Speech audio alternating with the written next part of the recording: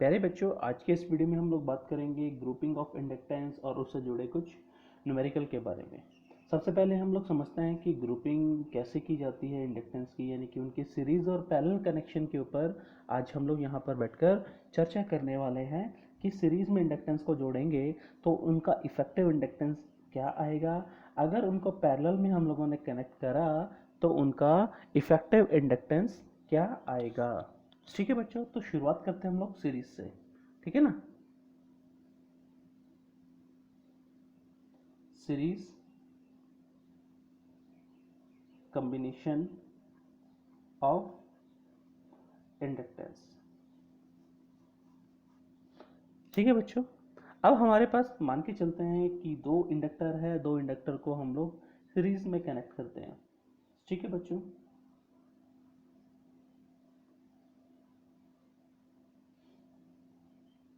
पीछे ये सर्किट के साथ कनेक्टेड थे। ठीक है भाई, हम लोग इतना ही मान के चल रहे हैं। यहाँ पे भी करंट आई है, यहाँ से भी करंट आई जा रहा है। इसकी इंडक्टेंस L1 है, इसका इंडक्टेंस L2 है। ठीक है बच्चों, तो जो इनका इफेक्टिव इंडक्टेंस आएगा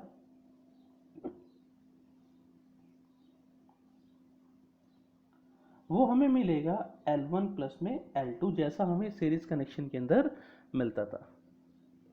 ठीक है बच्चों, अगर वो कहता है कि यहाँ पर म्यूचुअल इंडक्टेंस भी कंसिडर करना है, ठीक है ना, if we consider the mutual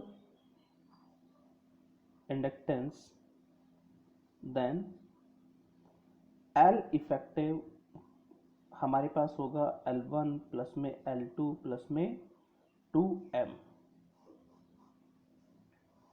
ठीक है बच्चों, यहाँ पर दोनों में करंट का डायरेक्शन कैसा है, सेम है। ठीक है ना, ये चीज आप लोगों ने, या इस बात का आप लोगों ने ध्यान में भी रखना है कि both inductor have the same direction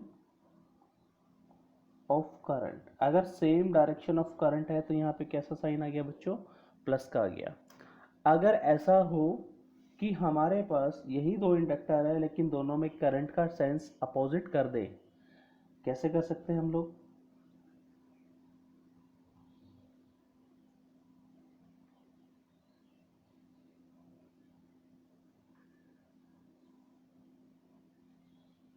कि यहाँ पे करंट आई ऐसे जा रहा है तो ये घूमेगा और यहाँ पे करंट उल्टा हो जाएगा, होगा कि नहीं होगा। ठीक है ना, तो इसमें करंट की डायरेक्शन इधर आई है, इसमें करंट की डायरेक्शन इधर होगा आई। ठीक है, दोनों में क्या है, अपोजिट डायरेक्शन हो गया। ठीक है ना, तो यहाँ पे लिख सकते हैं both inductor have opposite direction of current. अगर ऐसा हम लोगों को मिलता है तो हम लोग कह सकते हैं कि हमारा जो इफेक्टिव इंडक्टेंस है वो हमारे पास L1 प्लस में L2 है।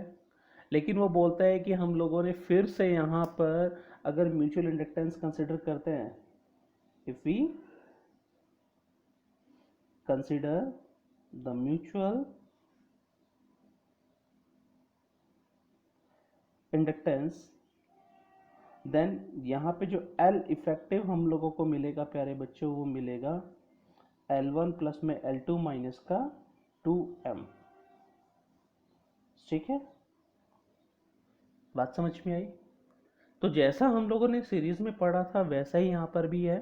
ठीक है, जस्ट हम लोग सीधा सीधा इनके रिजल्ट की बात कर रहे हैं। ठीक है ना, अगर हमारे पास पैरेलल कॉम्बिनेशन आता है, ठीक है ना, किसकी बात कर रहे हैं हम लोग, पैरेलल कॉम्बिनेशन की बात कर रहे हैं,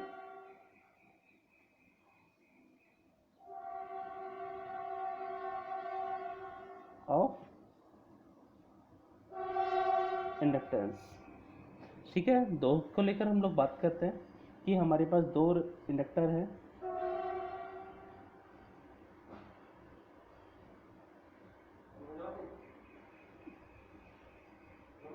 हाँ हाँ, ये हमारे पास इंडक्टर L1 है, ये हमारे पास इंडक्टर L2 है। ठीक है, यहाँ से करंट कितना गया हमारा, आई गया, यहाँ पे भी वापस कितना करंट मिलेगा, आई मिलेगा। ठीक है, तो पैरेलल कॉम्बिनेशन में अगर हम लोग इफेक्टिव इंडक्टेंस देखते हैं तो हमें मिलेगा L1 L2 अपॉन में L1 प्लस में L2। ठीक है, सेम एज जैसे जैसे R इफेक्टिव हमें मिलता था R1 R2 अपॉन में R1 प्लस में R2।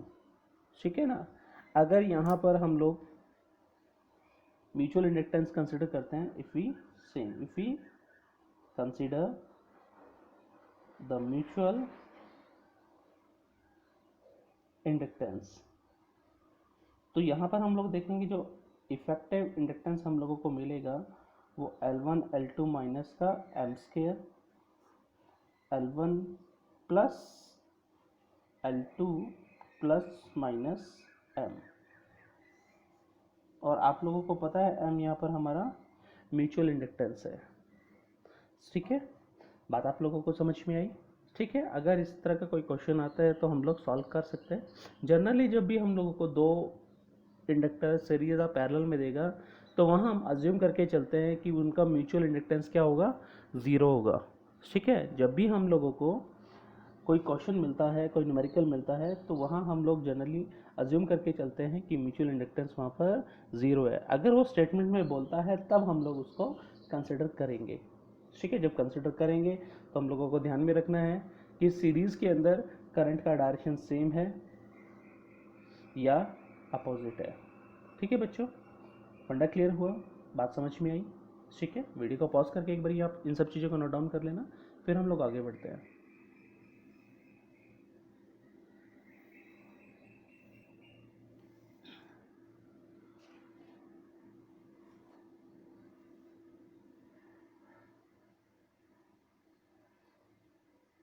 ठीक है, क्वेश्चन करते हैं हम लोग।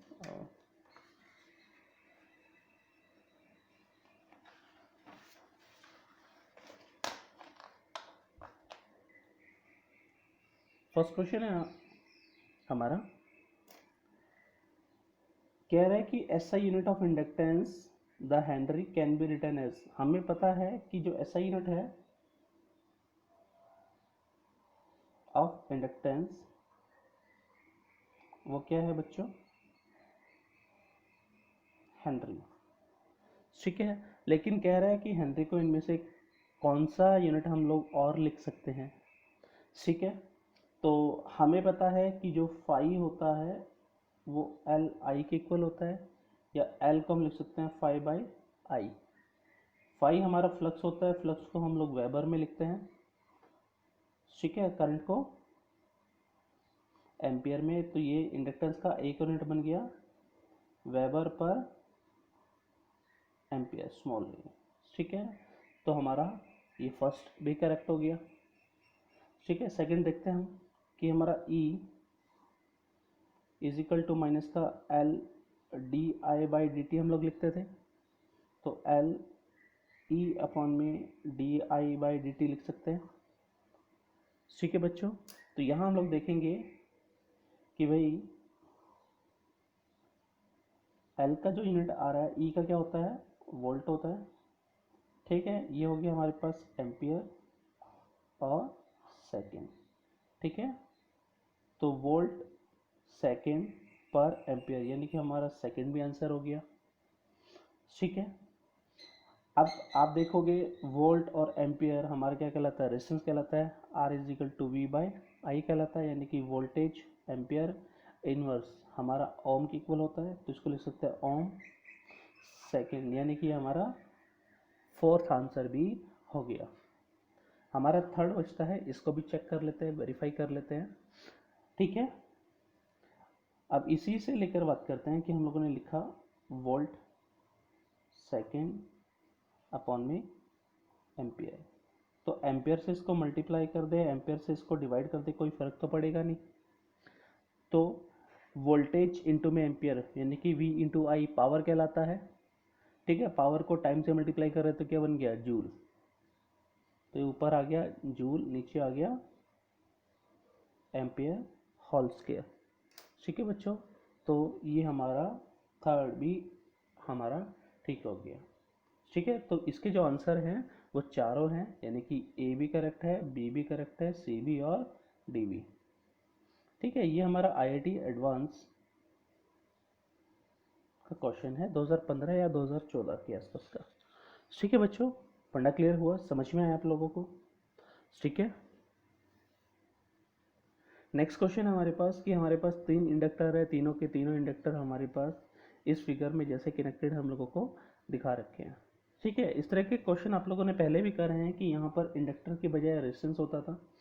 ठीक है, फिर भी हम लोग इस चीज़ को सिंप्लीफाई करने की कोशिश करते हैं कि इस वाले इंडक्टर को, जो बीच वाले को, उसको तो बिल्कुल फिक्स रखते हैं। ठीक है, अब इस पॉइंट को उठा के उधर ले जाते हैं, तो ये पॉइंट हमारा बन गया बच्चों ए, ये उठा के उधर ले गए। और इस वाले पॉइंट को यहाँ से देखो, यहाँ से घुमाया और इस तरफ ले गए,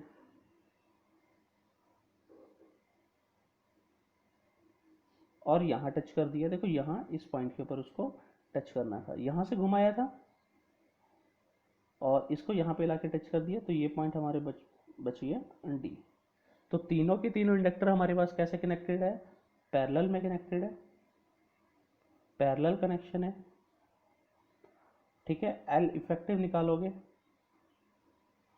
ठीक है, एल इफेक्टिव निकालने का जो मेथड है वो 1/L1 प्लस में 1/L2 प्लस में 1/L3। ठीक है, सीरीज के लिए जब हम लोगों ने बोला था कि जो एल इफेक्टिव है 2 का, तो आप लोगों ने ध्यान में रखना है कि एल इफेक्टिव L1 प्लस में L2 आएगा। पैरेलल के केस में ये बच्चों एल इफेक्टिव 1/L1 प्लस में 1/L2 आएगा। ठीक है, तो ये 3 थे, तो तीनों का कर दिया हम लोगों ने 1/L इफेक्टिव। सॉल्व करने के बाद हम लोग देखेंगे कि ये तीनों इक्वल हैं बच्चों, 1/L प्लस में 1/L प्लस में 1/L। ठीक है ना, एल इफेक्टिव जब सॉल्व करेंगे तो ये L/3 हो जाएगा। एल की वैल्यू कितनी है? 3 अपॉन में 3 कट करने के बाद एल इफेक्टिव हमारे पास 1 हेनरी आ जाएगा। ठीक है, फंडा क्लियर है? जैसे कि आप लोगों ने सिर्फ इतना ध्यान देना है कि पैरेलल कनेक्शन में अगर तीनों रेजिस्टेंस हमारे कनेक्टेड थे तो वो R/N के इक्वल होता था। ये तीनों हैं तो यहाँ पर एल इफेक्टिव L/N के इक्वल होगा। एल की वैल्यू 3 है, एन का वैल्यू भी 3 है, कट करने के बाद 1 हेनरी यहाँ पर आंसर बन गया। ठीक है भाई, बात क्लियर हुई, समझ में आया? आगे बढ़ते हैं।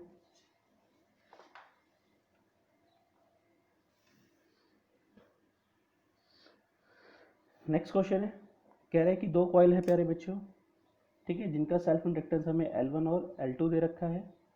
ठीक है, दोनों को इस तरह से रखते हैं कि इफेक्टिव फ्लक्स जो पहली कॉइल का है वो दूसरी कॉइल के साथ बिल्कुल कंप्लीटली लिंक करता है। ठीक है, यानी कि कोफिशिएंट ऑफ कपलिंग कितना हो गया? 1 हो गया। कह रहा है कि अगर म्यूचुअल इंडक्टेंस हमारे पास M है तो वो L1 L2 के टर्म में कितना होगा? ठीक है, तो हमने म्यूचुअल इंडक्टेंस निकाला था K अपॉन में coefficient of coupling, K is equal to M upon में रूट L1 L2। ठीक है बच्चों, कोफिशिएंट ऑफ कपलिंग हमारे पास कितना है?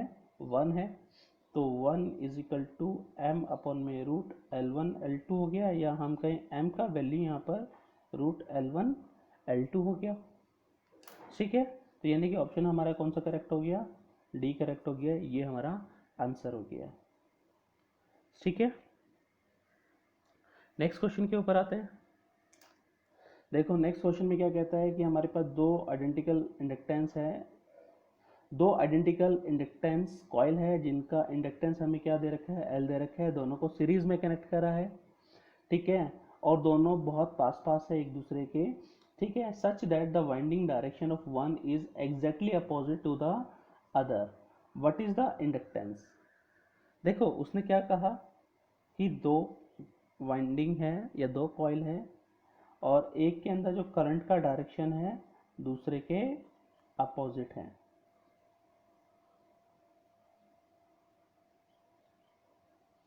ठीक है बच्चों, यानी कि इसका इंडक्टेंस भी L है, इसका इंडक्टेंस भी एल है तो एल इफेक्टिव उसने पूछा है।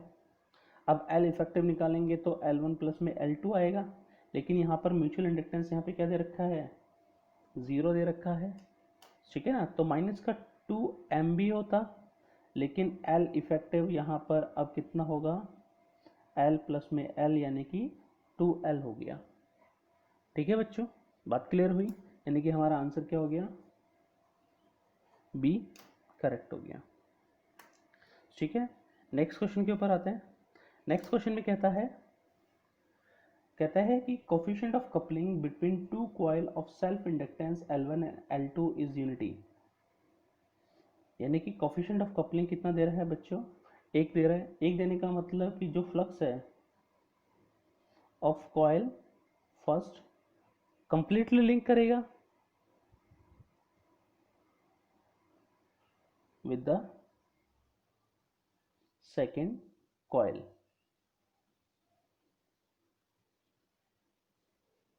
ठीक है बच्चों, यानी कि फ्लक्स है जो फर्स्ट कॉइल का वो कंप्लीटली लिंक करेगा विद द सेकेंड कॉइल। ठीक है ना। तो अब ऑप्शन दे रखा है हमें 50% of L1 is link with the L2, नहीं भाई। 100% of flux L1 is link with the L2, ये बिल्कुल सही है। थर्ड ऑप्शन देखते हैं, root L times the flux of L1 link with the L2, नहीं भाई, नन ऑफ द, यानी कि हमारा आंसर क्या हो गया, बी करेक्ट हो गया। ठीक है बच्चों, बात आप लोगों की समझ में आई। ठीक है, आगे बढ़े।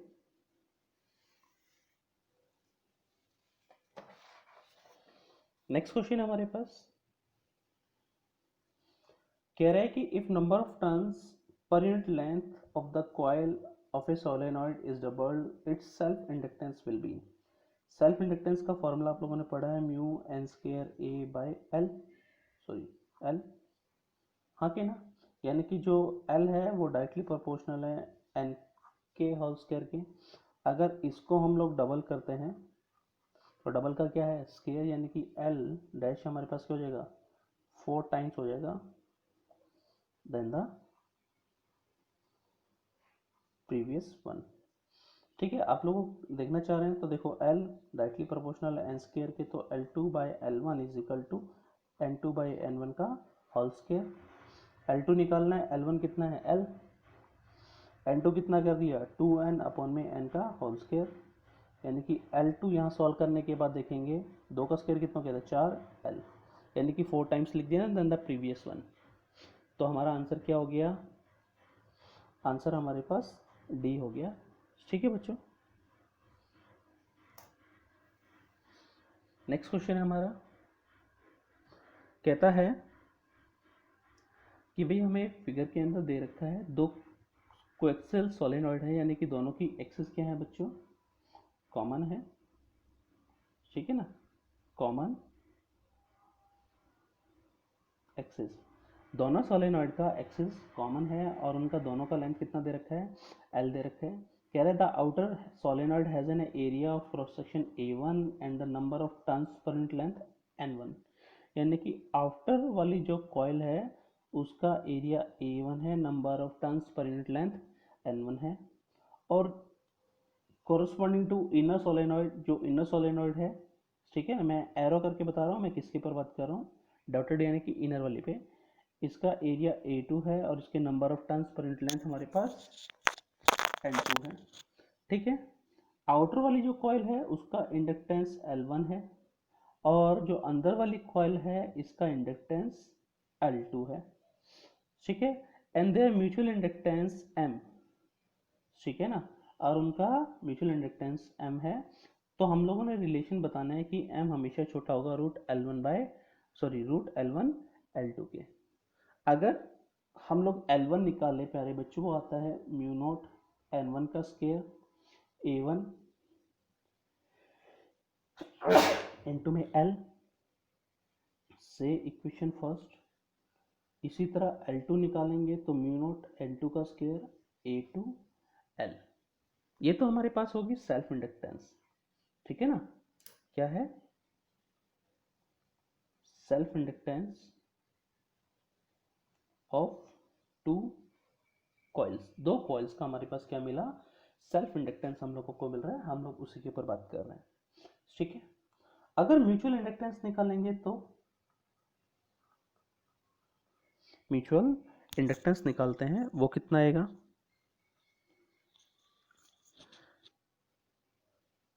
M is equal to mu naught N1 N2 area A2 into में L, यानी कि एरिया हमें जो लेना है स्मॉलर कॉइल का लेना है, ठीक है ना, कंसिडर करना है, consider the area of smaller coil. ठीक है बच्चों, क्योंकि हमने म्यूचुअल इंडक्टेंस में हमेशा एरिया कौन से कॉइल का कंसिडर करा है, स्मॉलर कॉइल का एरिया हम लोगों ने कंसिडर करा है, तो हम लोग उसी का लेकर बात करेंगे। ठीक है बच्चों, फंडा क्लियर हुआ, समझ में आया? ठीक है, अब कंपेयर करते हैं। ठीक है, हम लोग L1 और L2 का रूट निकालते हैं, L1 L2 का और रूट निकालते हैं, दोनों को मल्टीप्लाई करके क्या करें, म्यू नॉट N1 का स्क्वायर A1 L इंटू में म्यू नॉट N2 का स्क्वायर A2 L और उस पूरे का होल रूट। तो L1 L2 का जो रूट हमें मिलेगा वो mu naught N1 N2 L A1 A2 का होल रूट मिलेगा। ठीक है बच्चों, और M हम लोगों ने निकाला है ये अभी। ठीक है, फंडा क्लियर हुआ, बात आप लोगों के समझ में आई? अब देखो हम लोग क्या करते हैं, M बाय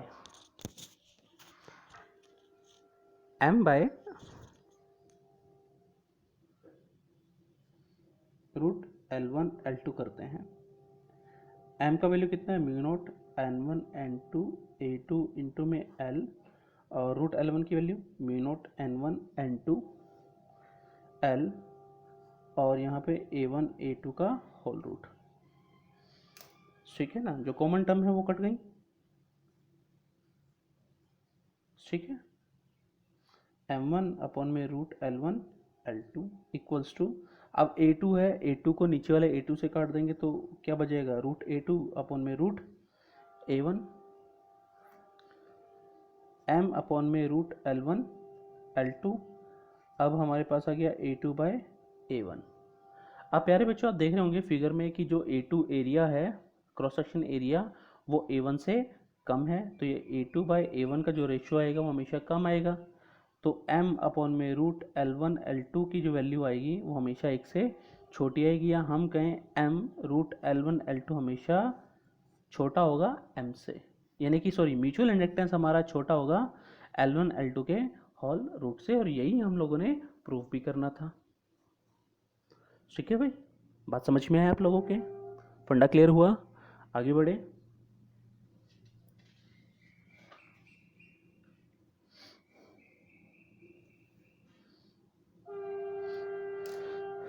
क्वेश्चन में कहता है कि हमारे पास दो सर्कुलर कॉइल है। ठीक है बच्चों, सिर्फ कॉइल है, ठीक है, one of smaller radius R1 and the other very large radius R2, यानी कि बड़ी वाली का रेडियस R2 है, स्मॉलर वाली का R1 है। इसको कॉइल C1 बोल दिया, इसको कॉइल C2 बोल दिया। आर प्लेस कोएक्सियली, यानी कि दोनों का एक्सिस क्या हो गया, सेम हो गया, ठीक है ना, और सेंटर भी सेम है। Obtain the mutual inductance of the arrangement, यानी कि हम लोगों ने म्यूचुअल इंडक्टेंस निकालना है यहाँ पर। ठीक है, सिंगल कॉइल है, ठीक है, ये भी एक सिंगल कॉइल है, वो भी एक सिंगल कॉइल है। ठीक है, तो अब कंसिडर करके चलते हैं कि इस बड़ी वाली कॉइल के अंदर करंट I2 सेटअप कर दिया। ठीक है ना, हम लोगों ने क्या करा कि बड़ी वाली जो कॉइल थी उसके अंदर करंट I2 हम लोगों ने क्या कर दिया बच्चों, सेटअप कर दिया। Consider a I2 current flow through the coil C2। ठीक है, अब इसमें अगर I2 करंट फ्लो करेगा तो मैग्नेटिक फील्ड सेटअप होगा, मैग्नेटिक फील्ड B2 कितना होगा, म्यू नॉट I2 अपॉन में 2R2। अब ये जो मैग्नेटिक फील्ड हमें मिला है वो सारा का सारा किसके साथ लिंक करेगा, छोटी वाली कॉइल के साथ लिंक करेगा। ठीक है ना, तो कह सकते हैं magnetic field of coil 2 is link with the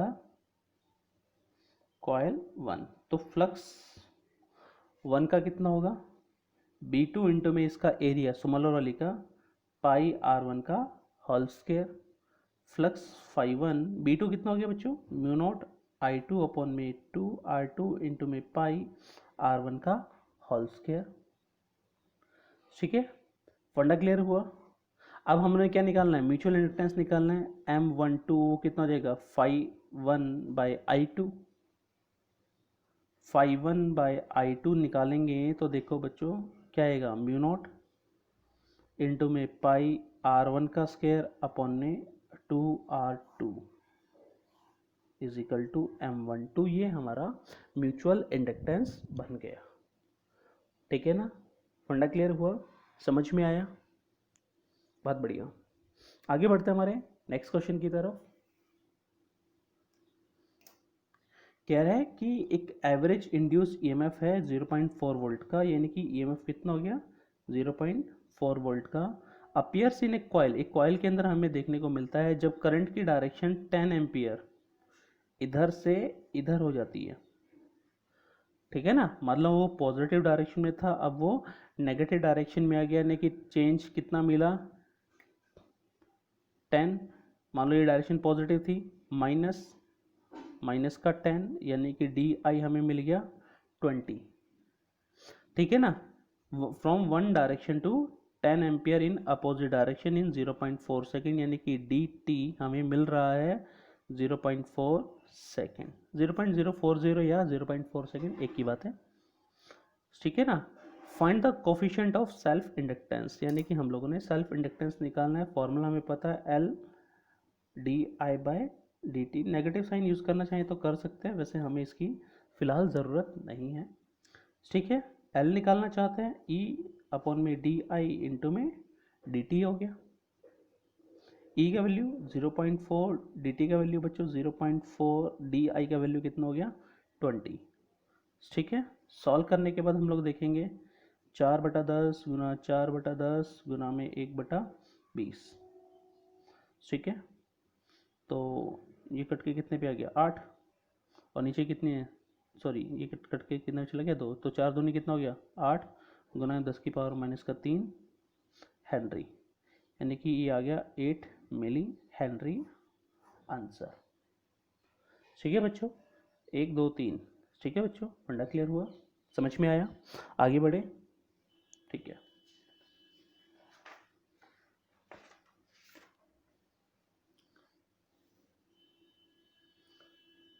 next question है प्यारे बच्चों। कह रहे एक कॉइल है हमारे पास जिसका सेल्फ इंडक्टेंस हमें 10 मिली हेनरी दे रखा है। ठीक है, 10 मिली हेनरी, यानी कि 10 into 10⁻³ Henry. What is the maximum magnitude of induced EMF in the coil when A current of, यानी कि ई हम लोगों ने निकालना है। आई की वैल्यू बता रहा है 0.1 इंटू में साइन 200t। ठीक है बच्चों, अब ई हम लोगों को पता है कि माइनस का L D I by D T. थोड़ी देर के लिए नेगेटिव साइन इग्नोर कर देते हैं, नेगेटिव साइन इग्नोर। एल की वैल्यू कितनी है बच्चों, 10 गुना 10⁻³ D I by D T of I 0.1 sine 200t। 10 गुना 10⁻³ डिफ्रेंशिएट कर देंगे तो 0.1 तो एज इट इज। साइन का डिफ्रेंशिएशन क्या होता है, कॉस 200t इंटू में 200।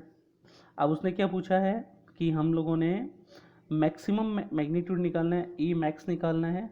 ई मैक्स के लिए हमें पता होना चाहिए कि कॉस 200t की वैल्यू क्या होनी चाहिए, 1 होनी चाहिए, यानी कि इस पूरे की वैल्यू हम लोग क्या रख देंगे, 1 रख देंगे। तो हमारे पास ई मैक्स जो मिलेगा वो कितना होगा, 10 गुना 10⁻³ और इसको लिख सकते हैं 10 इंटू में 200। ठीक है बच्चों, अब देखो 2 जीरो से 2 जीरो कट की 10 की पावर माइनस का 1, या 3 जीरो से 3 जीरो कट गया, ठीक है, तो 2/10 वोल्ट आ गया, या हम कहें 0.2 वोल्ट हमें आंसर यहाँ पर मिलता है। ठीक है, फंडा क्लियर हुआ, बात आप लोगों की समझ में आई। आगे बढ़े, नेक्स्ट क्वेश्चन है हमारे पास।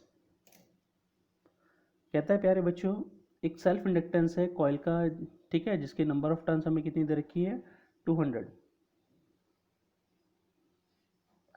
ठीक है, और इंडक्टेंस हम लोगों को दे रखी है 10 मिली हेनरी, यानी कि 10 गुना 10 की पावर माइनस का 3 हेनरी। सेल्फ इंडक्टेंस है हमारे पास, ठीक है, 10 मिली हेनरी, 10 मिली हेनरी, और नंबर ऑफ टर्न्स उस कॉइल के अंदर कितनी दे रखी है, 200 दे रखी है। कह रहे compute the total flux link with the coil, compute total flux, हमने एक तो टोटल फ्लक्स निकालना है। Also determine the magnitude of flux through the cross section of the coil, यानी कि एक कॉइल के थ्रू कितना फ्लक्स लिंक करेगा वो भी हम लोगों ने निकालना है। Flux link with one coil, ये भी हम लोगों ने निकालना है, और इसके लिए हमें आई दे रखा है 4 मिली एम्पियर, यानी कि 4 गुना 10 की पावर माइनस का 3 एम्पियर। ठीक है बच्चों, अब देखो फाई क्या होता है, एल आई होता है, अगर एक कॉइल के साथ लिंक करेगा तो phi is equal to L I, अगर एक कॉइल के साथ लिंक करता है, this is the flux link with one coil, ठीक है ना। तो फाई हमारे पास आ गया, एल की वैल्यू कितनी है, 10 गुना 10 की पावर माइनस का 3, और आई कितना है बच्चों, 4 गुना 10 की पावर माइनस का 3, यानी कि फाई कितना हो गया, 4 गुना 10 की पावर माइनस का 5 वेबर, ठीक है ना। टोटल फ्लक्स निकालना है, तो नंबर ऑफ टर्न्स कितनी है बच्चों, एन इंटू में फाई, ठीक है, तो फाई टोटल हो गया हमारे पास 200 गुना में 4 गुना 10 की पावर माइनस का 5, सॉल्व करने के बाद आ गया 8 गुना 10 की पावर माइनस का 3 वेबर, फाई टोटल, ठीक है। फंडा क्लियर हुआ, समझ में आया, ठीक है। आप लोग क्वेश्चन को नोट डाउन कीजिएगा, ठीक है, कोई डाउट हो कोई क्वेरी हो तो आप लोग पूछ लीजिएगा। आगे बढ़ते हैं हमारे नेक्स्ट क्वेश्चन की तरफ।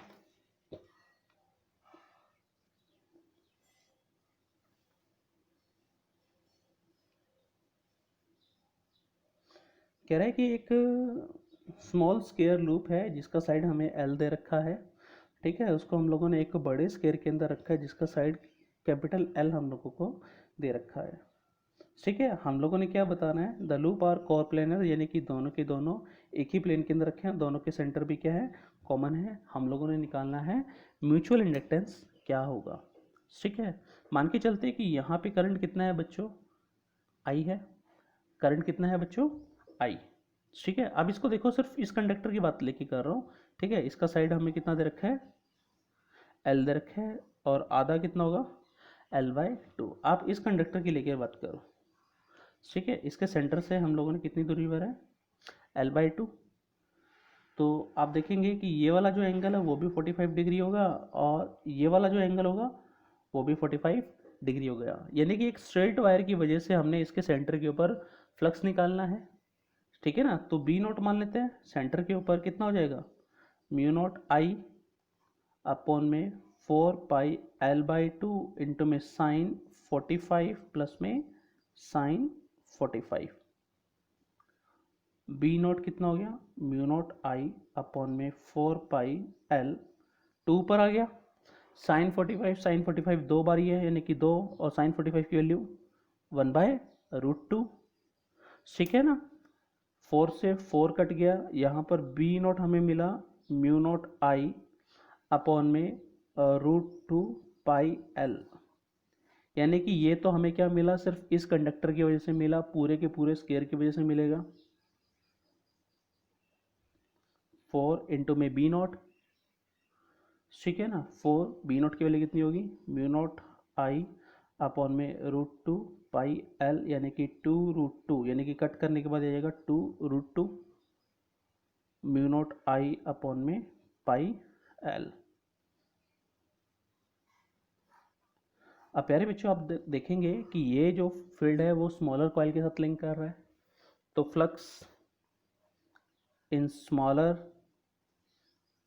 कॉइल कितना हो जाएगा, बी स्क्वायर इंटू में स्मॉलर का एरिया कितना होगा, एल स्क्वायर फाई। ठीक है, फाई लिख रहा हूँ मैं सीधा, बी स्क्वायर कितना हो गया 2√2 म्यू नॉट आई अपॉन में पाई एल इंटू में L square. Mutual inductance 5/I सीधा लिख रहा हूँ मैं, 2√2 म्यू नॉट अपॉन में पाई एल इंटू में एल स्क्वायर। ये हमारे पास म्यूचुअल इंडक्टेंस हमें मिल गया। ठीक है बच्चों, फंडा क्लियर हुआ, समझ में आया? ठीक है, आप लोग एक बारी वीडियो को पॉज करके ये सारा क्वेश्चन नोट डाउन कर लीजिए।